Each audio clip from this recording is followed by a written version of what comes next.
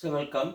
220 division 0.5 division 0.05. So இதை simplify பண்ணுவோம்.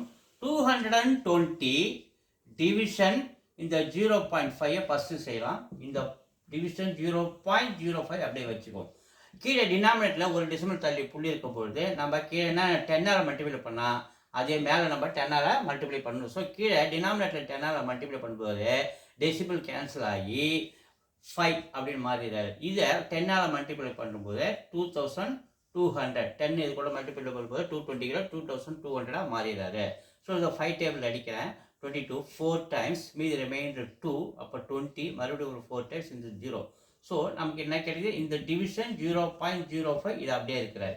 So இங்கே 440 டிவிஷன் 0.05 இங்கே பாருங்கள் 2 டெசிமல் தள்ளி புள்ளி இருக்கிறதுனால 100ஆல் மல்டிப்ளை பண்ணுறோம். அதே மேலே நம்ம 100ஆல் மல்டிப்ளை பண்ணுறோம். ஸோ மேலே 100ஆல் மல்டிப்ளை பண்ணால் 100 இது கூட மல்டிப்ளை பண்ணும்போது 440.